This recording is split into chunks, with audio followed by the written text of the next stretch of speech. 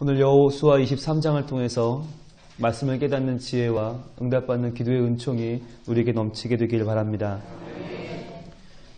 여호수아는 모두 24장으로 되어 있고요. 오늘은 바로 그 마지막 장을 향해 가는 23장입니다. 이스라엘이 자기를 괴롭게 하던 적들과의 싸움이 이제는 쉼을 얻었습니다. 이제는 힘들던 싸움이 힘들게 앞을 보며 나아가던 그 전쟁이 어느덧 마감되고 있습니다.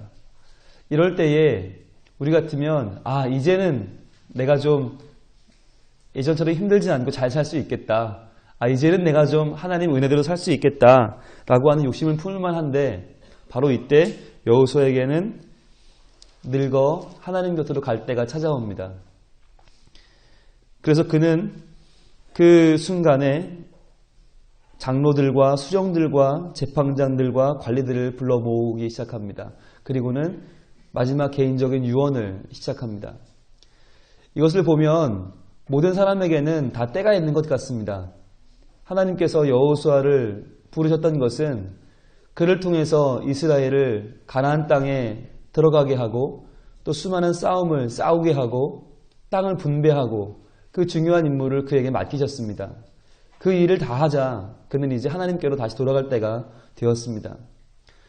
우리도 하나님께서 불러주신 이유가 있습니다. 사명이 있습니다. 그리고 반드시 감당해야 될 하나님의 명령이 있습니다. 그것을 다 감당하고 나면 이제 좀 내 마음대로 살 수 있겠다 싶은데 그때에는 하나님께서 오라 하십니다. 그런데 그것이 순리이고 그것이 하나님 안에서의 정의이며 진리입니다. 수많은 사람들이 이 세상을 왔다 갑니다. 그런데 그 중에서 나를 부르신 이유는 뭘까? 하나님 나라 가면 영원히 편히 살 텐데 이 땅에서 좀 더 편히 지내라고 보내신 것은 아닐 것입니다. 분명히 우리에게는 감당해낼 사명과 이유가 있습니다. 오늘 아침에 그것을 발견하기를 원합니다. 하나님, 제가요 조금 더 편안히 살기 위해서 이 땅에 온 것이 아니지 않습니까? 하나님의 진정한 평안을 위해서 제가 부름받은 것일진데 하나님, 제가 여호수아처럼 감당해내야 될 그 사명은 무엇입니까? 제가 마지막 때에 이 여호수아처럼 당당하게 내가 하나님의 명령을 쫓아 살았노라고, 내가 이제 그 모든 길을 다 걸어왔노라고 말할 수 있는 그 사명은 무엇입니까? 하나님, 제게 말씀하여 주시옵소서.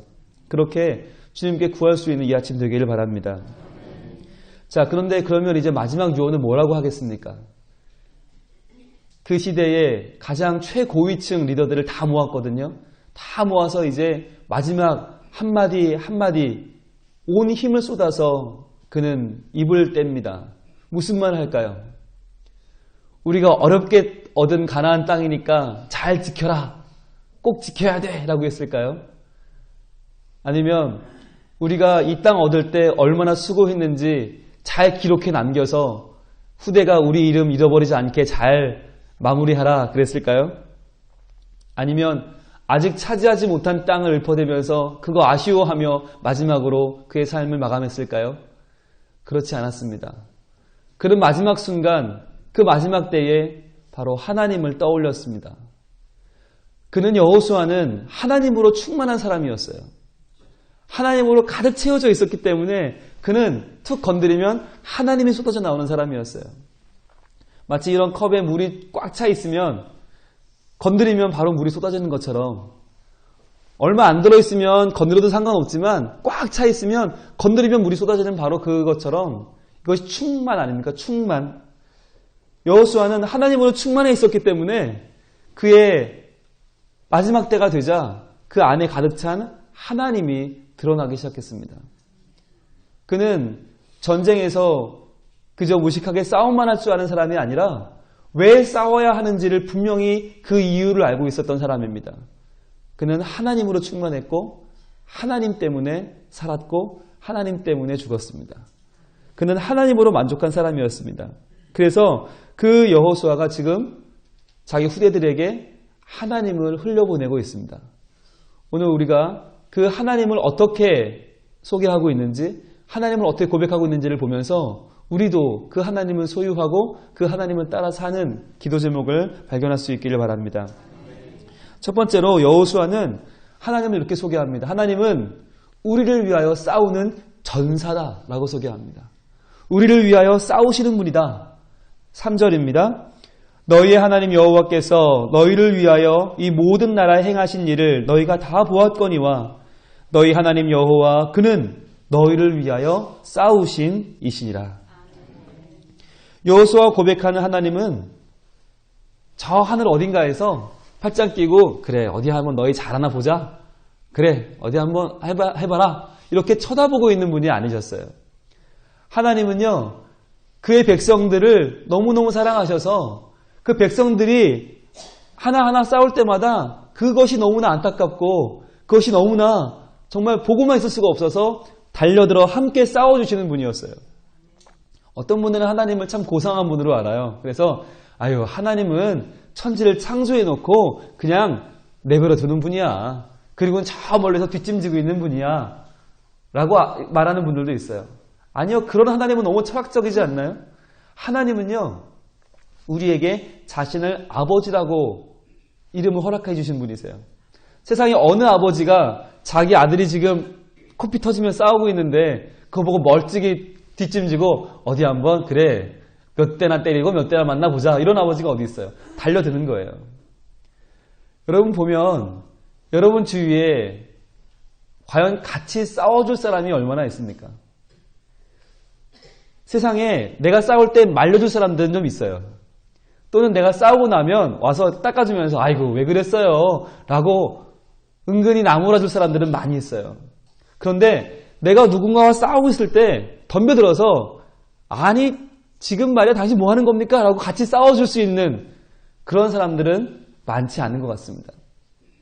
그런데 하나님은 여러분과 싸워주실 분이라는 거예요. 세상에 여러분의 아내도 같이 안 싸워주고 여러분 남편도 같이 안 싸워주고 아 당신 왜 그러냐고 나무라고 말릴 때 하나님만큼은 같이 달라붙어 싸워주시는 분이라는 겁니다. 그게 하나님을 뭐 좀 우아하지 않은 분으로 묘사하는 것이 아닙니다. 세상에 아무리 고상한 부인도 아무리 우아한 숙녀분도 자기 자녀가 억울하게 맞고 있으면 가만히 있을 엄마가 어디 있어요. 그때는 변신하죠. 예, 여자는 약하지만 어머니는 강한 것 아닙니까? 그때부터 어머니는 베는 거 없어요. 그냥 아무리 레이스 달린 드레스도 막 걷어붙이고 뛰어들어서 너 뭐하는 놈이야? 그러면서 아마 자기 아이 맞는 걸 보고 있지 않을 겁니다. 그런데 이스라엘 백성들이 이 당시에 그랬다는 거예요. 싸움이라고는 해본 적도 없는 남의 나라 종살이만 수백 년 해본 사람들, 무기는 잡아본 적도 없는 그 사람들이 가나안 땅 와서 싸움을 하려니 얼마나 기가 막혀요. 게다가 가나안 땅은 좁아터진 나라들 속에서 허구한 날 싸우는 사람들이에요. 잘 달궈진 돌처럼 정말 아주 날이 선 칼처럼 늘 싸움에만 이골이 난 사람들, 이 가나안 백성과 싸움을 하고 있는데 마치 어린아이, 한 4살 먹은 어린아이와 최홍만 같은 프로 격투기 선수가 싸우는 그런 말도 안 되는 싸움이에요. 이 싸움에 덤벼들어서 이 아이 편에 되어 싸워줄 사람이 누가 있냐는 거예요. 그분이 하나님이세요. 말도 안 되는 것 같은 이 싸움을 그저 지켜보는 분이 아니고 말리는 분도 아니고 같이 덤벼들어 싸워서 이기게 해주는 분이 하나님이다라고 하는 것입니다. 성경에는 수많은 사람들이 이런 말도 안 되는 싸움을 시도합니다. 그런데 그때마다 하나님께서 싸워주십니다. 오죽하면 하나님은 풍랑도 잠잠케 하시잖아요. 풍랑조차 잠잠케 하는 그 하나님, 그리고 질병조차 이기게 하시는 그 하나님, 때로는 죽음조차도 꼼짝 못하게 묶으시는 그 하나님께서 오늘날 우리와 함께 싸워주고 계십니다.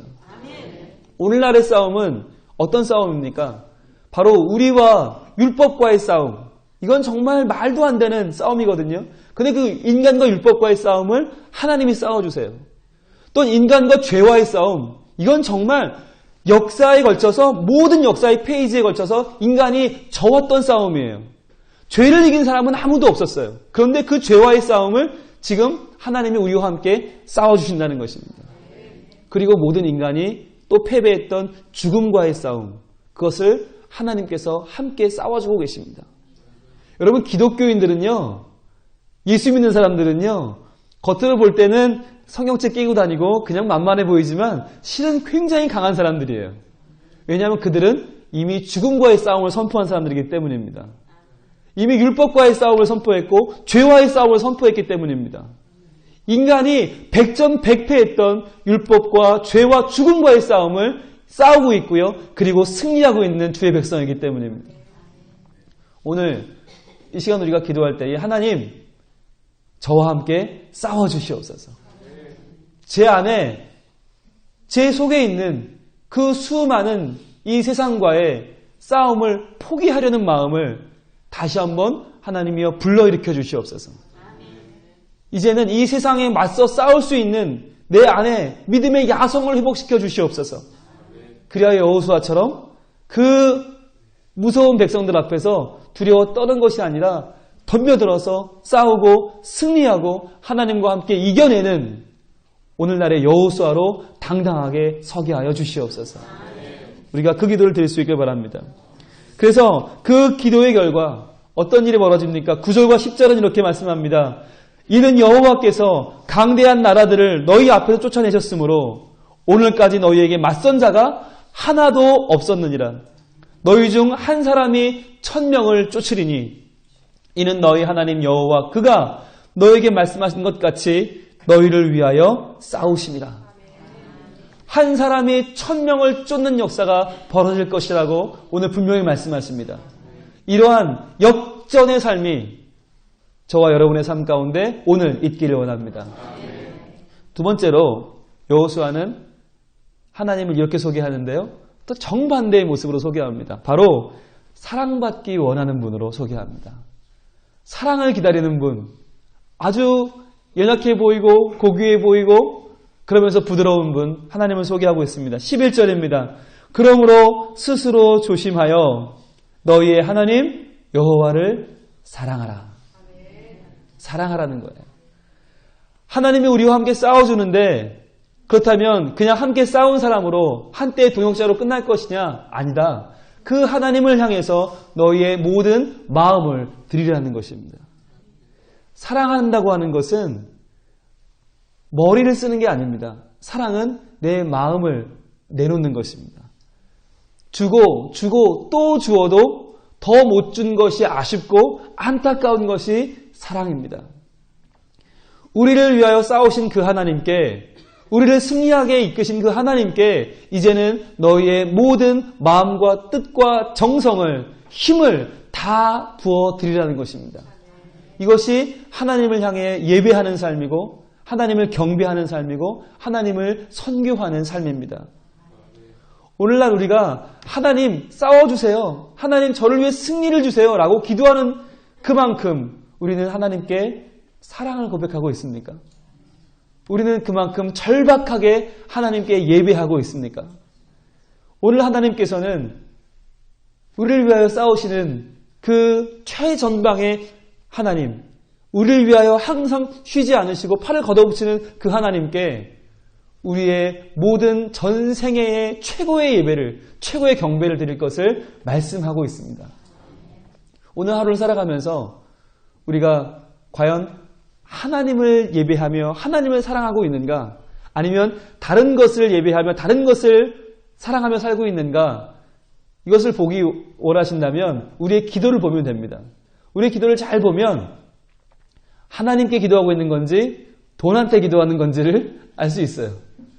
아니 목사님 기도는 하나님께 하는 거지 돈한테 기도하는 사람이 어디 있어요? 잘 보세요. 하나님 돈을 주세요. 하나님 돈 안 주시면 안 돼요. 하나님은 왜 저한테 돈 있는 꼴을 못 보세요? 하나님 제발 돈 좀 이렇게 기도하면요. 이게 앞에 부르는 하나님은 그냥 말버릇이고요. 습관적으로 나오는 거고요. 뒤에 나오는 돈을 주세요가 진짜인 거예요. 그러니까 돈한테 기도하는 거예요. 하나님과 돈이 동격이 되어버리는 거예요.